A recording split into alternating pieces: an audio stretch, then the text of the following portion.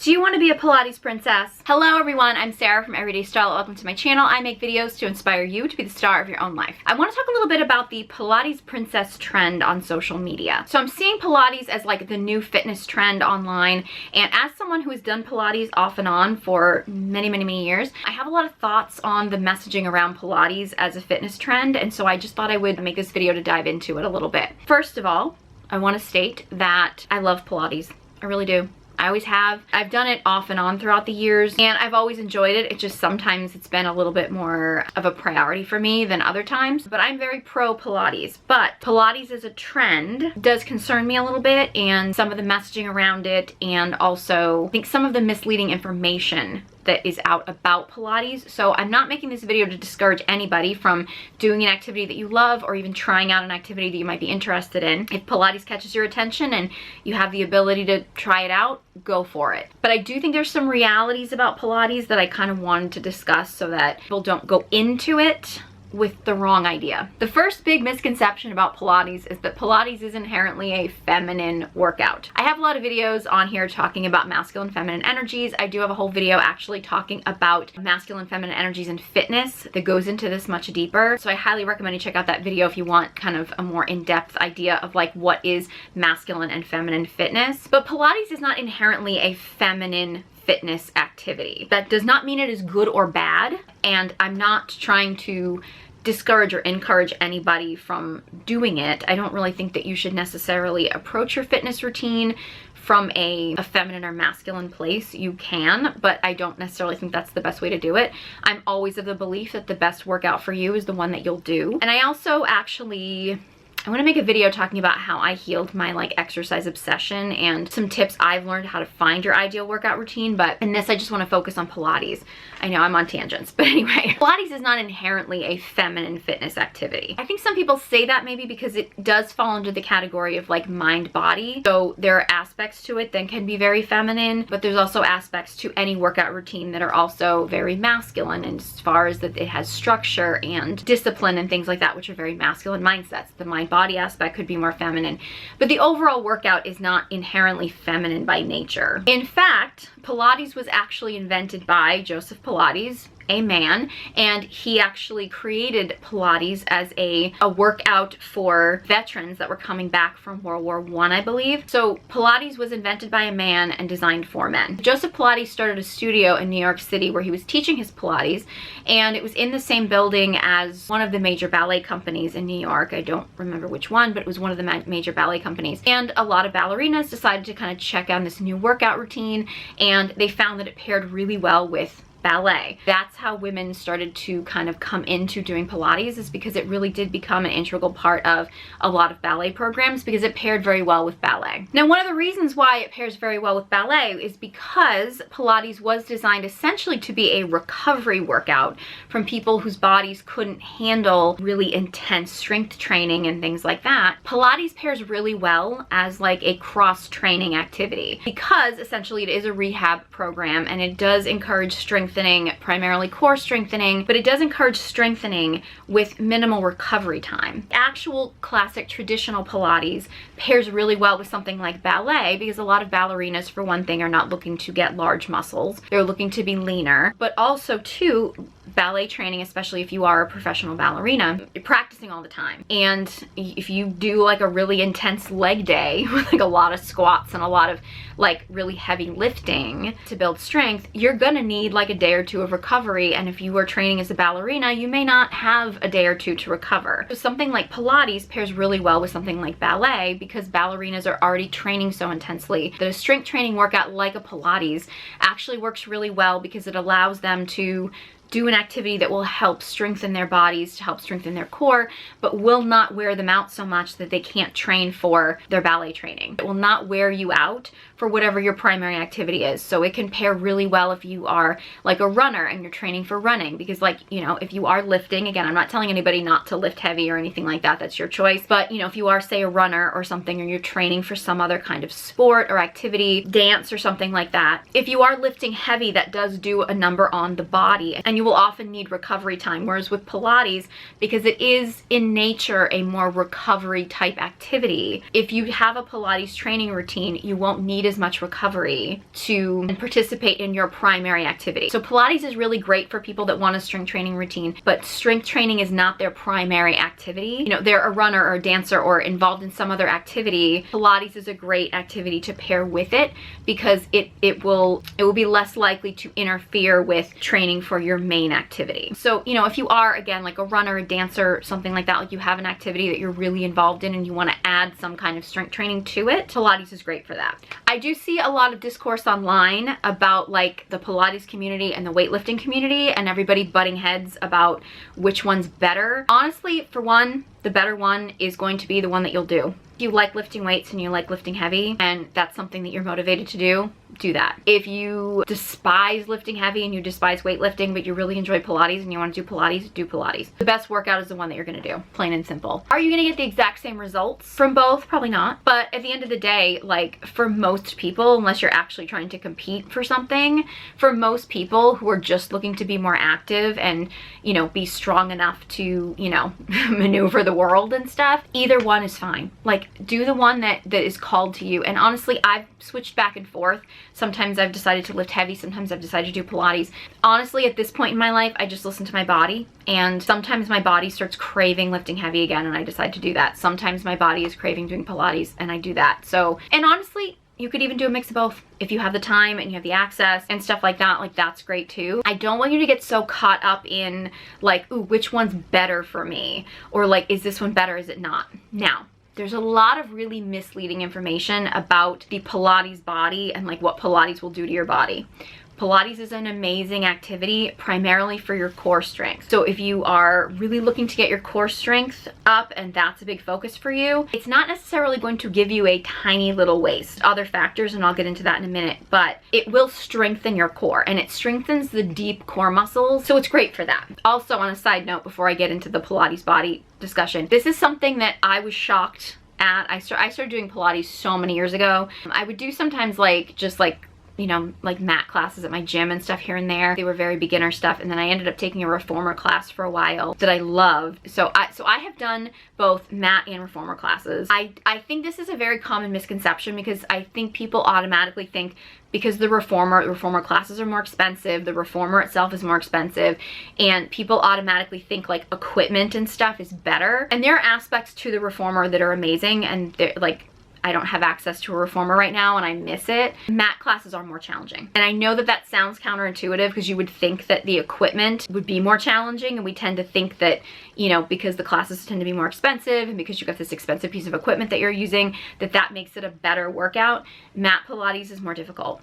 So like if you don't have the money to go to or access to go to a reformer class and you can only go to a mat class, that's going to be much more challenging. I just want to make that clear. I remember when I actually discovered that years ago. I was kind of starting to do Pilates many years ago before it was a trend like it is now. Yeah, that was surprising to me that the mat classes are actually so much more difficult than the reformer classes. Okay, so the idea of a Pilates body. First of all, and I know I'm going to get pushback from saying this. I know. I can already hear the comments now, but I'm going to say this. Pilates will not automatically get you a Pilates body. For one, there's genetic factors involved, and I know nobody wants to hear that, but like when you think of a classic Pilates body, which tends to be very like lean, like a ballerina type body, there are some people that are never going to achieve that body through normal means, and just doing Pilates is not going to get you there. I'm one of those people. And I even took ballet and Pilates for years very intensely and dieted very strictly, and I never had that body type. I'm not meant to have that body type. Some women are not meant to have that body type for other reasons. Maybe the other side. Some of us are never gonna have that body. Now, I'm not saying this to discourage anybody from it. I love Pilates and there's so many great benefits to Pilates as far as core strength, as far as strength training with less recovery, so you can train to do other things and stuff like that. Pilates has some amazing benefits, the mind-body connection and everything. But if you're doing Pilates just to get a Pilates body, unless you are just genetically predisposed to have that body type, and or you do a lot of other things, like you're gonna need to do cardio because you're not going to lose body fat doing Pilates. Diet. Your diet is going to affect whether or not you have a Pilates body. And again, there's still going to be genetic factors that are going to be in the way. So again, I highly encourage you to never do a workout because you're looking for a certain body type. I would highly encourage you to pick a workout because it's something that you will do, that you want to do, that you're motivated to do, and that will actually make you feel better and be the best version of yourself. I actually would encourage people to have like fitness goals that are not just aesthetic, because I think that's just so much more mentally healthy, but I can do a whole video just talking about that, so I won't go into that here. Pilates can be an amazing workout. If you want to get lean doing Pilates, you're gonna have to do some other kind of cardiovascular activity, generally speaking, unless you're naturally lean, and you're probably also gonna have to diet. And I want to make it clear, because I got a lot of hate in another video that I made where I talked about women defending their calorie deficit and thinking that it is an eating disorder. I'm not saying a calorie deficit is inherently an eating disorder. I actually was very clear in that video. And the fact that so many people were triggered is very telling. But a calorie deficit is not inherently an eating disorder.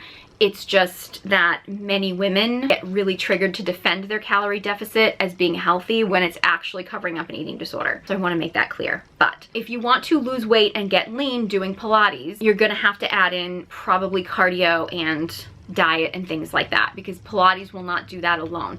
It's a great supplement workout for other activities, like I said, running, dancing, things like that. But it won't alone get you like the Pilates body unless you are already genetically predisposed to that. There is an interesting phenomenon I've seen online of women who were like super into lifting, like they were like weightlifting in the gym and they were getting all like, you know, tough and building muscles and everything. And then they would switch to Pilates and be like, oh my God, I lost so much weight. Why do I have the body of my dreams? Why do I have the best body in the world by just doing Pilates? They all of a sudden put that on Pilates. Like it's like, oh, it's because I started doing Pilates. Well, actually no. For one, Pilates doesn't build that much muscle. Like you can get strong and you can strengthen your body with Pilates, not discouraging anyone from doing it, but you're not going to build a lot of muscle. So probably what a lot of these gym girls were doing was building a lot of muscle in the gym. And then when they switched to Pilates, they haven't lost that muscle yet that they're building in the gym. Their muscles will eventually get smaller at a certain point if they don't go back to training heavy. And that's not a good or bad thing. Like,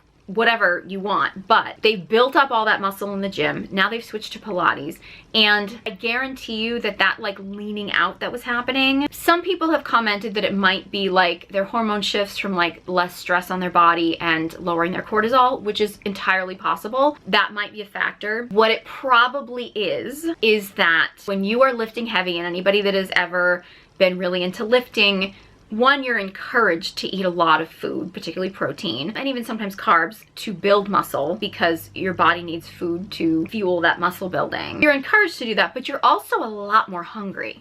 When you're lifting heavy, you are a lot more hungry. And I mean, I know this from like years of lifting, where it's like you do like a leg day where you're doing like really intense and you're working like really big muscle groups. You'll be way hungrier than if you like just kind of did like on a rest day, or whether or not you might just be like training upper body and maybe you're not doing it as intensely. Lifting heavy it burns calories, and it actually, you know, it's strain on the body, and your body starts craving more food because it wants that food to help repair the muscles. That's just science. When you're doing Pilates, you're putting less strain on the body, so you're probably eating less food. I mean, just naturally, like, because you're probably less hungry, because Pilates is less stress on the body than weightlifting.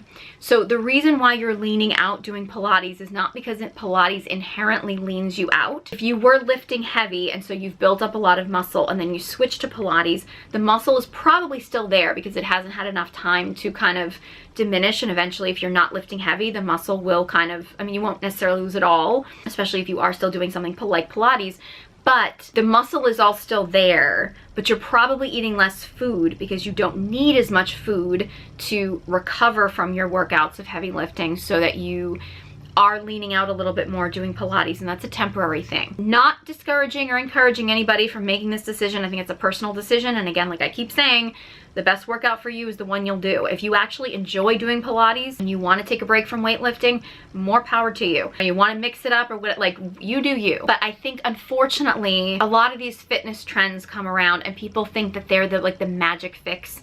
Like they're the magic pill, like, oh my God, this is the thing I've been missing. Like Pilates has been around like forever. It's not some magic formula that we all of a sudden like didn't know about before and now we know about and it's gonna fix everybody's problems. It's not. It's a trend right now. Is it a great workout? Yes. I love it. Wouldn't discourage anyone from doing it, but it's not a magic pill that's gonna fix all your problems. And if you go to any workout routine and expect it to be this like magic pill that's gonna fix all your problems, you're gonna end up being disappointed and you're gonna throw in the towel and you may just stop working out completely because you're asking too much from your workout, okay? Your workout is supposed to make you feel good and it's supposed to make you healthier. Please stop going to workouts trying to pretend that it's going to magically make your body be a completely different thing. I'm not gonna do a Pilates workout and wake up one day with like A cups and abs. Not gonna happen. And I've done Pilates for years. I've done ballet for years. I've been in calorie deficits for years at a time. I've done all the things. It's not gonna change my body. There are women out there who could do Pilates forever and they're still gonna have wide hips and a bigger butt. And there's some women that could do 2 sessions of Pilates and they could look like they have been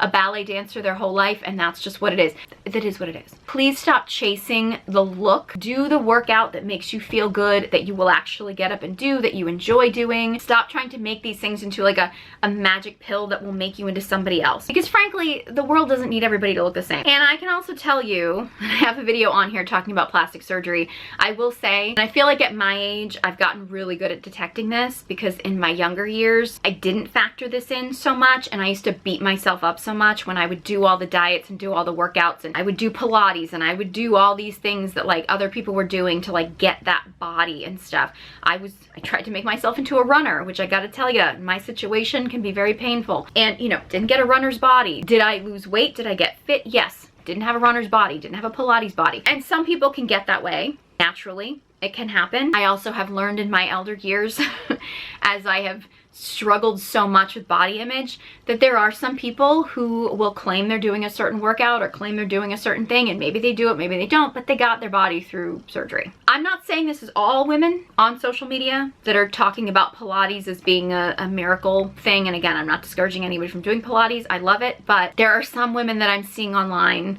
that are bragging about Pilates and all the changes in their body, and I can take one look at their body and be like, girl, you did not get that in a Pilates studio. You got that in a plastic surgeon's office. Like, let's be real.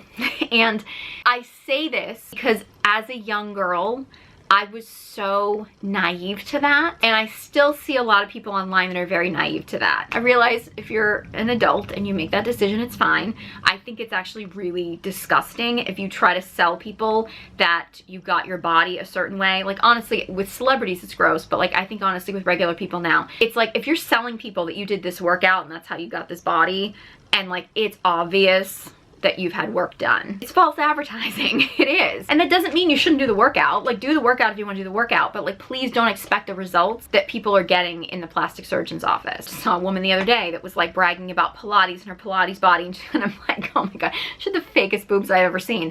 And my attitude is like, if I know your boobs are fake, I'm going to assume that everything is probably fake. Like, it just is. You did not get that body in the gym, because I know that Pilates will not make your boobs bigger. It won't. But there are going to be people that are going to look at you and they're going to be like, ooh, I want to look like that, so I'm going to do Pilates. It's like, well, you're not going to look like that because you're not going to have a pair of fake boobs on the front of you. Like, you're not. You're just not. And that's why she looks the way that she does, is because she's had surgery. Please be mindful of that. Now, another thing that I'm seeing is that Pilates and the wellness community and stuff is some kind of like gateway to right-wing politics. And I feel like I could do a whole video on the fitness industry and politics and stuff. I don't even know if it's something anybody would even want to see, but some of this, again, is my old age and the idea that I grew up in a time when like politics were a thing. Like, people talked about politics, but like not everything became a political issue. But I have seen a lot of people making fitness of any kind, but I think especially right now the Pilates stuff as being some kind of like right-wing gateway propaganda. And I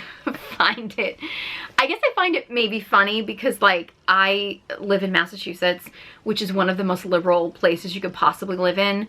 And when I was actually going to like Pilates reformer classes, you know, like 10, 15 years ago or something like that, and the women in the classes were some of the most like liberal women, and they would get into political discussions sometimes, and they are the most liberal people, and they were doing Pilates like their whole life. So Pilates inherently is not going to make you decide to change politics. I do think that there is a factor with the way our current society is, and fitness just happens to fall into this category where like it used to be that you would go to I don't know, a nutritionist, a personal trainer, a Pilates instructor, some kind of fitness program or something, and you would go to them solely for fitness. Like that would, you know, fitness, nutrition, whatever, like that's why you would show up to them. People's political affiliations were probably not in the discussion. It wasn't something anyone talked about because you literally just went to them for a specific purpose. Now we have influencers, we have Fitspos, we have Skinny Talk, we have all these, you know, we have influencers that are selling you on not only their nutrition, fitness, whatever it is that they're selling you, you know, doing Pilates or doing this or wellness or something. You're getting the person, you're getting all of them. And some of that for some of these people is going to be their politics. I have mixed feelings about that. I think coming from a generation where like politics was like, it was sometimes discussed, but it wasn't discussed in every area of everybody's life. But you know, I also feel like it's everybody's right to talk about their politics and involve politics. And I think, look, if you want to support people who have the same political beliefs as you, more power to you. And I don't really care who you vote for, or I don't care what side of the political spectrum you're on. I don't care. But like, if you would prefer to support people that have the same political views as you, that's totally your decision. As much as it is somebody else's decision to talk about their politics or things like that. I think what happens, unfortunately, is that there might be, you know, an influencer or a couple influencers or something that might be, you know, of a certain political affiliation, and maybe they talk about their politics, but they're also pushing something like, I don't know, Pilates or wellness or fitness or something like that. People now start associating something like Pilates with that person's political beliefs, when the fact that this person has this political belief and they also happen to do Pilates, it has nothing to do with each other, because there's plenty of people on both sides of the political spectrum that are involved in wellness, that are involved in Pilates or fitness or nutrition or anything like that. So this person having whatever political belief they have and also having this fitness belief does not inherently mean that the two are connected automatically. The problem is that, I mean, I think it's inherently the fact that while we are more connected through social media than ever before, we're also more disconnected from people than ever before because everything's through screen. So we have this inherent need to belong. So if you see somebody who happens to be an influencer or a Fitspo or Skinny Talk person or whatever it is, and they're promoting a certain political belief, or they have mentioned or talked about or something, or said they supported a certain candidate or something like that, because there's this desperate feeling of like wanting to belong, that there becomes this need to feel like, well, if I'm gonna accept one thing about this person, I have to accept all of them, because like I'm either in that club or I'm not in that club, as opposed to just going to somebody who maybe has fitness tips or health tips or wellness tips or something and being like, I can learn about this from this person, but maybe their politics might not be on the same page. Maybe I'm just very biased because I come from a place where like everybody is very liberal. The people who are into fitness, the people who aren't into fitness, the people who do Pilates or don't do Pilates, everybody is liberal. It's just the nature of living in Massachusetts. And if they're not, I don't care. Like it's not, I don't really care. I don't pick my fitness or workouts or diets or whatever based on that. I stand by the fact that like I've been like screaming from the rooftops for people to stop eating soy long before that was a right-wing idea. Like, I think giving up soy will literally change your life. It changed mine, like absolutely. And nobody on the left or right was talking about that at all. And now all of a sudden it's, you know, because some people on the right who aren't really even on the right, they're people who are actually Democrats who ended up on the right. That's a whole other conversation, because they're talking about being against seed oils, soy being one of them. Now all of a sudden that's a right-wing propaganda. Cutting out soy will change your life. It will. I guarantee you. If you have acne, stop eating soy and it will, I'm telling you, it will change your life. If you're a man, stop eating soy. It's making you into a woman. And I don't care who you vote for. I don't. And I realize that the vegan community gets really upset with me because like you can't really be vegan and not eat soy because you won't get enough protein. But that's a whole other conversation. But again, I don't think that should be political in any way, because it literally will make your life better. It's messing with your hormones. It's messing with your body. Like, soy is terrible. And honestly, I don't care who you voted for. And I've believed this since long before it was a political issue or anything that people were voting on in politics, or before, you know, Make America Healthy Again or anything like that. I've believed that since long before it was something that politicians even talked about. And I've done Pilates for years. I've seen people do Pilates for years, people in wellness, whatever. Like, I gotta be honest, if you are so, and I know young people are more susceptible to this, but if you are so easily swayed in your political beliefs just because some Fitspo or Skinny Talk person, or because somebody promoting a fitness program or something voted some way and you feel like now you have to vote that way if you decide to do that workout or something like that, then you're not really grounded in your own political beliefs, which is fine, honestly, because I think it's normal for people to like be figuring these things out. It's just, as someone who's kind of always been pretty grounded in her political beliefs, and I have other videos talking about politics and things like that, but as someone who's been pretty grounded, generally speaking, I don't get swayed very easily. Not to say that different topics don't come up and don't make me start thinking, but like generally speaking, I'm pretty grounded in my political beliefs. I don't let that stuff manipulate me. But again, like I said, some people want to only support people that believe the same politics as them, and that's your decision completely. But this idea that like Pilates or wellness or anything is like inherently like a right-wing propaganda, I don't see it, because as somebody who's seen Pilates and wellness and things like that exist in so many different communities, I think it's just like online. I think it might be a little bit trendier for people maybe on the right to be doing some of these things now, but it wasn't trendy for them to do it before. So it's not inherently a political thing. It's a workout. It's really not that serious. I know some people want to claim that it's political. I don't actually think it's political. I try really hard not to get political in my content, but again, and this is coming from a very politically neutral place, but I did hear somebody who was a very openly right-wing fitness person say that, well, working out and fitness and health is inherently like a right-wing thing, because the right-wing people, they know they have to like work for what they get, whereas like the left-wing people are not actually having to work for what they get. So like they're the ones that aren't going to work in fitness or aren't going to focus on their fitness, and they're not going to be healthy and stuff like that, whatever. I will point out that I'm pretty sure, I don't know if it still is, but at one point the healthiest city in the country was Cambridge, Massachusetts. And as someone who used to work in Cambridge, Massachusetts, it's so liberal, other liberals make fun of how liberal it is. And they're considered the healthiest, which is probably inherently because like everybody walks and a lot of people are very into wellness, which again, it's very liberal there. And a lot of the least healthy like cities and states tend to be red states. But you do find a lot of right-wing people in the fitness community. There are more people in the wellness community that were more liberal that then now have turned to the right a little bit. What I'm getting at with this is that like health and fitness and taking care of your body should not inherently be political, okay? I think it's social media that's making it political and everybody trying to get you to pick a side, when at the end of the day, just be healthy. Do the workout that feels good for you. Take care of your body. It doesn't have to be a political thing at all. And frankly, I'm going to be completely honest, regardless of who you vote for, I firmly believe that both the left and the right, especially the extremists on the left and the right, are manipulating you. Like, they are manipulating you in different ways. They are. Neither side of the political spectrum is innocent in this situation. So please stop assuming that, you know, you can or can't do a certain workout just because, you know, of some political argument. There is something to the fact that something like a Pilates, and this isn't the only thing, but something like a Pilates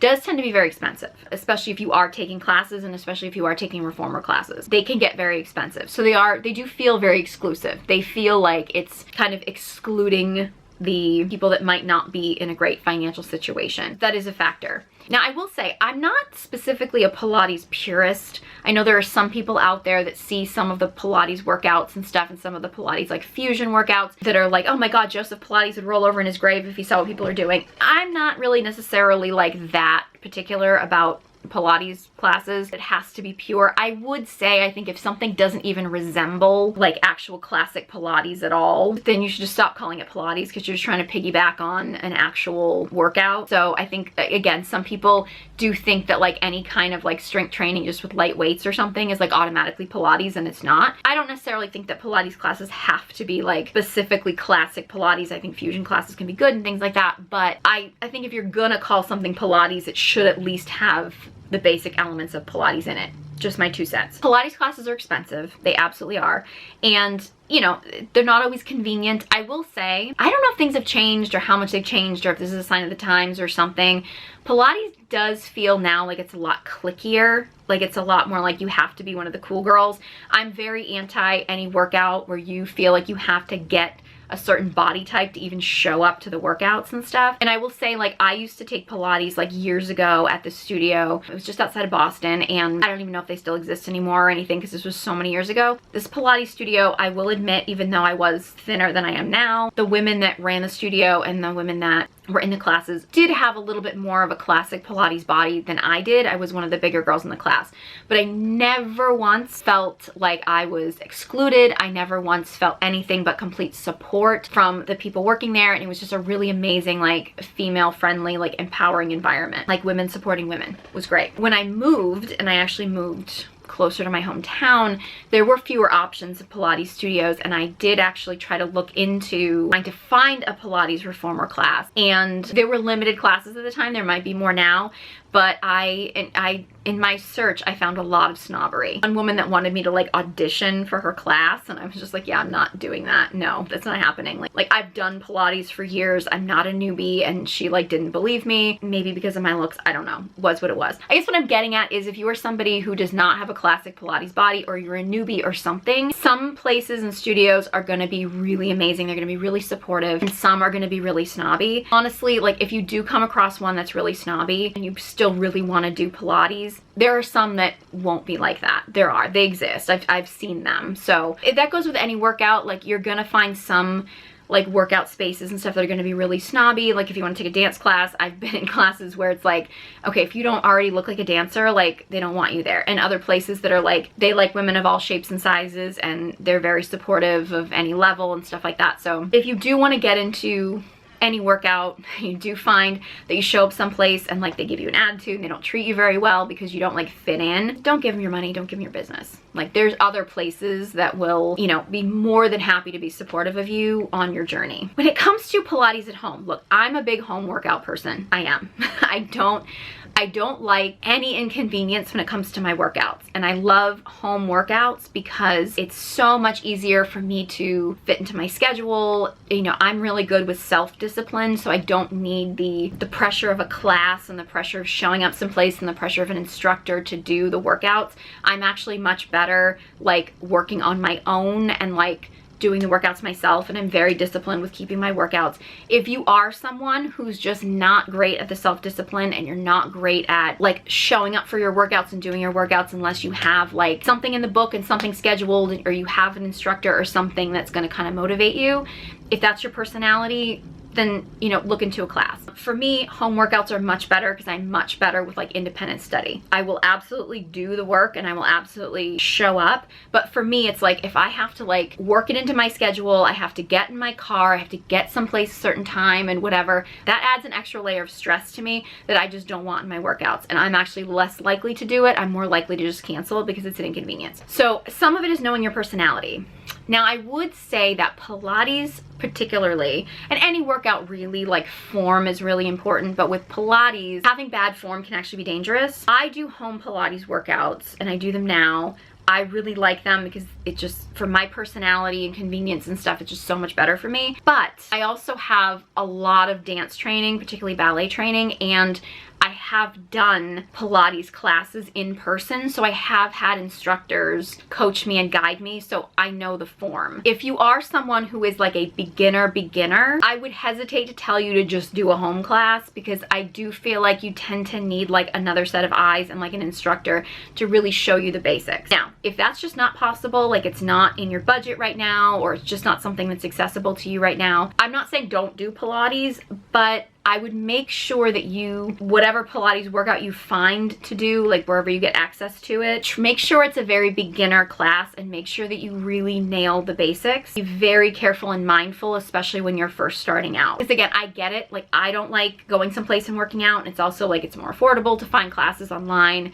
you know, whether you have an app or whether you just find workouts online or something like that. For some people, that just won't work. Some people need the motivation of, like, knowing there's a class, knowing they've paid for classes and things like that, and if that's you, great too. If you are a complete beginner, you might need to work with an instructor, at least for a few classes or something, until you really feel comfortable with the form, because Pilates can be very dangerous if you don't actually nail the form. So again, like I said, I am a big fan of Pilates, and I think it can be great. I think it can be great for certain people. If you were expecting Pilates to get you some kind of miracle Pilates body, please don't do Pilates for that reason. There's great reasons to do Pilates, and there's reasons not to do Pilates. If you're looking for something that's going to build a lot of muscle, not going to be Pilates. It can make you stronger, and especially in your core, but if you're really looking to, like, build muscle, it's not going to be Pilates. That's not everybody's goal though. You know, if that's not your goal. And I think Pilates is great as like a supplemental workout for training for something else. If you're training for like, you know, some kind of a 5 or 10K or a marathon or something like that. If you were training for, you know, dance or some kind of a sport or something, Pilates can be a great supplement for that. Or if it's just, if you are somebody who needs a gentle workout, it was intended to be a recovery workout. So if you are someone who is prone to injury or things like that, that might be a good workout to try out. It's not going to build you a lot of muscle, and it's not going to completely like change the whole shape of your body. Like your bone structure is still there. You're still going to gain and lose fat in the same places that you did before, and it's not going to lean you out unless you also combine it with, you know, things like cardio and calorie deficit and things like that. It's not a miracle workout. It's a great workout. I love it. I'm not discouraging anybody from doing it, but please don't go into any workout, this or any workout, expecting some kind of like miracle, because it's just, that's not what it's intended for. You know, it's not intended to be a miracle. Any workout should really just make you healthier, and it should improve the quality of your life. So if it's doing that, then that's all you can ask for. I have been making a lot more videos about body image and things like that. I'm thinking about I'm gonna do a video about healing my food noise and things like that. Also, I've had some requests for some videos about more detail about my weight loss struggles and things like that. I also want to talk a little bit more about healing exercise obsession and finding the right workout program for you, which I touched on a few of those things in this video, and I got more to politics in this video than I anticipated. But yeah, I have some topics I'm thinking about talking about. If you guys have any other topics on this topic in this video you want me to go more into, or you know, any other videos and stuff, I'm focused a little bit more on body image and stuff like that. If you want me to do more videos about that and any topics, leave a comment in the comment section below. I'd love to hear from you. If you enjoyed this video and found it helpful, please give it a big thumbs up, and be sure you subscribe to my channel. Honestly, any engagement on this channel really does help to boost it in the algorithm so more people can get this message. If you'd like to check out my guided journals, they are available on Amazon. Details in the description box below, along with links to all my social media accounts. Thank you so much for watching, and I hope you join me next time.